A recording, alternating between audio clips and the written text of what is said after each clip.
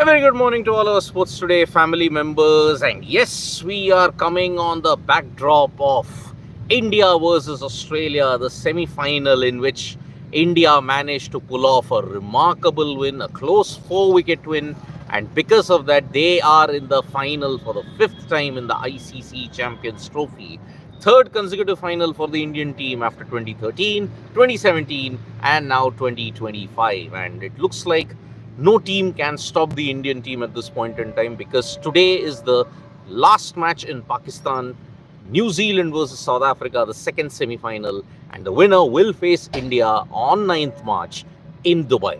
This is the last game that Pakistan is hosting in the ICC Champions Trophy, which will happen today, and it looks like it's going to be a very close tussle. South Africa have a competitive edge, but New Zealand also have had the better of South Africa in ICC events when you look at it. On the other hand, New Zealand will be dented by the fact that yes, we couldn't win against India in their last league game. The back and forth travel has meant that New Zealand will face an uphill task in trying to ensure that momentum and rhythm is built in this clash. So 2 p.m. IST, you're going to see New Zealand versus South Africa in Lahore for the last time in Pakistan. But two major talking points from the game yesterday. We all discussed Virat's role. We discussed about what Rohit said, what Gambhir also said in the post-match press conference that was held. But there were two major talking points over KL Rahul. Now, KL Rahul is forever the individual who is under the scanner. Now, he also hit a very aggressive 42 of 34 balls, and that ensured that he was there towards the end to guide India towards the finish line against Australia. In many ways, when you look at it, KL Rahul has always been a very underrated performer in these kind of things. Many people will not agree with the fact that, oh, KL Rahul is not a good player. ODIs, there is no question about it. He's helped India win on a lot of occasions. But yes, under pressure, that has always been the question mark. But under pressure in ODIs also, he has performed, although many people will say, no, he didn't perform when it mattered the most. Now, KL Rahul has stated, he's questioned the criticisms that is there that critics have mentioned. ODIs. When you look at the scope of ODIs, KL Rahul has mentioned that yes, we don't play ODIs for 5 to 6 months. We don't play that many ODIs because the schedule is such that T20Is and tests are there. But then when I come back, say after 5-6 months when I am playing an ODI, there is always a question mark. Oh, will he be able to perform? Can he perform? Is he consistent? KL Rahul is very frustrated with that. Second, he's also mentioned whatever role I am there in the team, I am put in any certain position, I think I have fulfilled my role. I have fulfilled the duty that Rohit Sharma has given me. That is the other thing that he said. Because his position is the only one in the team that is not fixed. He can be shuffled to 6. He can be at 5. In the test team also you saw he was shuffled up and down, up and down, up and down. But yes, in the BGT series, what happened when he got a constant position for a couple of innings, he did not do well. So that is why that is the one criticism that can be held against KL Rahul. But in ODIs, he's now seriously questioned the critics that are there, saying that, okay, why should I answer for every single performance that is there in the Indian team? Why must I always answer? Because in the team, whatever role and duty Rohit is giving me, I am fulfilling that role. So that is why KL Rahul kind of opened up on the frustration with the host broadcasters after the match had ended yesterday. So KL Rahul really has to understand that yes, the criticism will always be there because he is one of the easiest targets in the Indian cricket team. So that's why it is a very sad situation regarding KL Rahul. He's a proven performer, but you have to understand one thing, that KL Rahul has delivered on many occasions in ODIs. But yes, there is a certain set of individuals, certain set of PR people who will say that no, he isn't a performer. He will always underwhelm under pressure. That kind of got dispelled yesterday because the pressure was there. But then he managed to ensure that he guided the Indian cricket team over the line. Thanks to Virat Kohli's sublime 84 as well. Now, in the post-match press conference, Gautam Gambhir was very happy on certain things. He blasted two questions. He was angry with two questions that came up. One over Virat Kohli. He said, what is the dissection that you guys have to do? He's played over 300 ODIs. At certain points in time, he will get out to a certain set of bowlers. So he dispelled that notion. But on the advantage bit. Now, this advantage thing is starting to irritate many people in the Indian dressing room at this point in time. Rohit Sharma had to answer prior to the match. Now, Gambhir had to answer. Now, this question was raised by certain people who are not from the Indian contingent. And on that, Gautam Gambhir really lost school. He said, what is the advantage that you're harping about? What is the thing that you're saying? We have not practiced in Dubai International Cricket Stadium at all in this entire period. We have only practiced at the Dubai ICC Cricket Academy.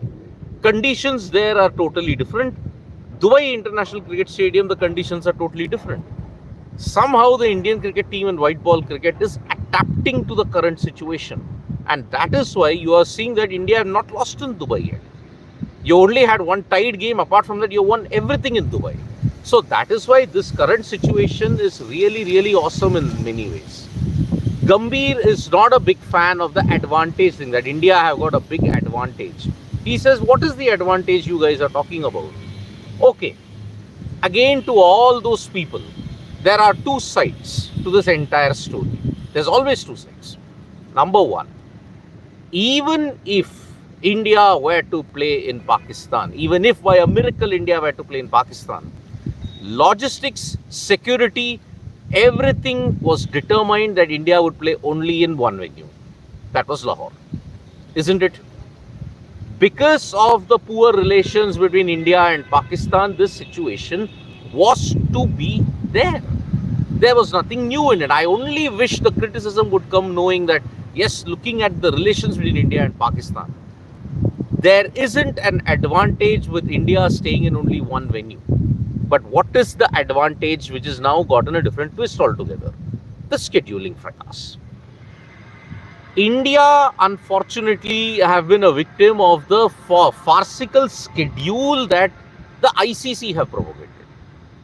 And the broadcasters. Let me tell you, the Indian broadcasters are also to blame in this thing for their money-making habits. You keep a match on Sunday. There is only a one-day turnaround for the semi-final. The team doesn't know who are they going to face.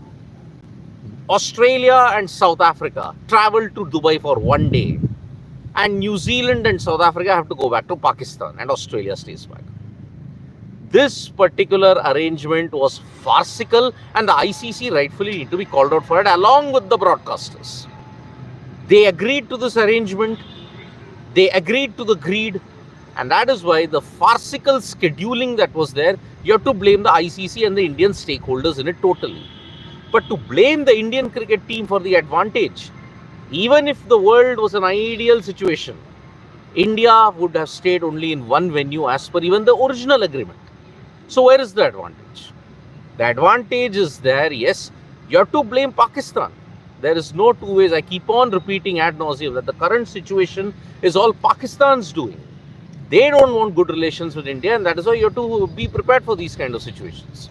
So that is why this current advantage situation, Gautam Gambhir has defended, saying that there is no advantage. Others will say, oh, they have to travel to only one particular venue, they are well rested and all that kind of things. If that is an advantage, so be it. But India and the Indian cricket team aren't responsible for this whole situation. The only problem is that, yes, the schedule that was done, that is a terrible, terrible schedule that has been arranged. So yes, in that way you can criticize several aspects of it, but as far as other things are concerned, traveling and everything, you can't do that. So yes, that is the current situation as far as India will be there. Now, in other sports, when you look at it, Praggnanandhaa and Aravindh Chidambaram have played out a draw in the 6th round of the Prague Masters, and with only 3 more rounds to go, who will be there as the winner of the Prague Masters? Will it be Praggnanandhaa? Will it be Aravindh Chidambaram? Or will it be someone else?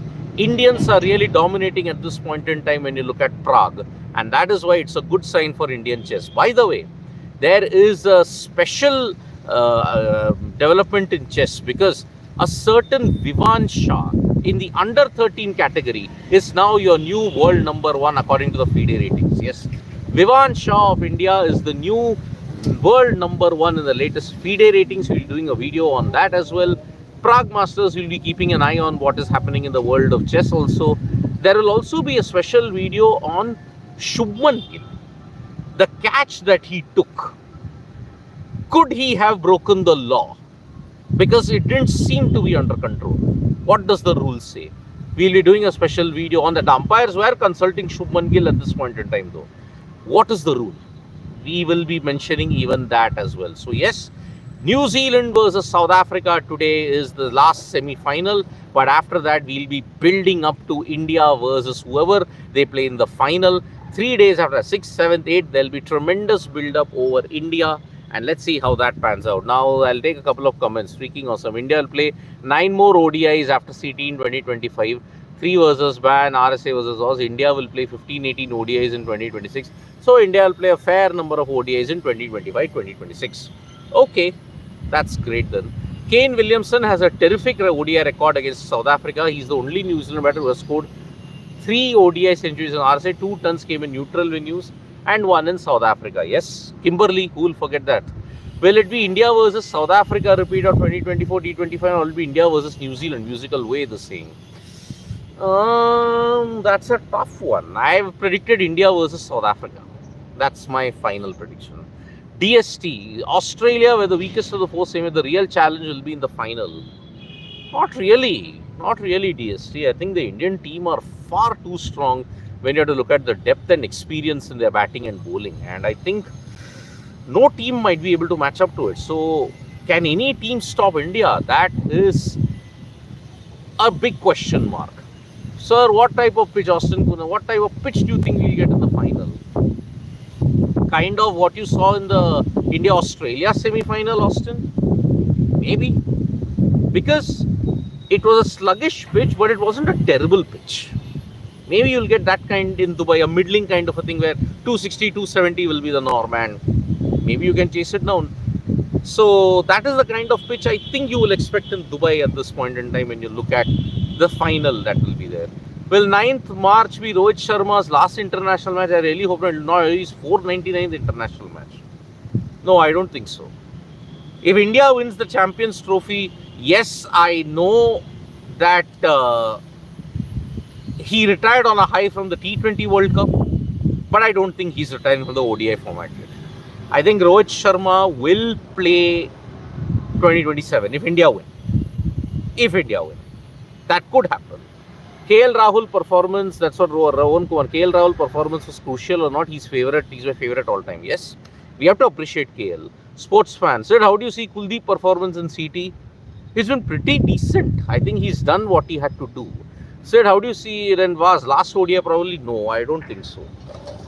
It's not the last ODI for either Rohit or Virat. Probably by a miracle they may play 2027. Probably. We don't know.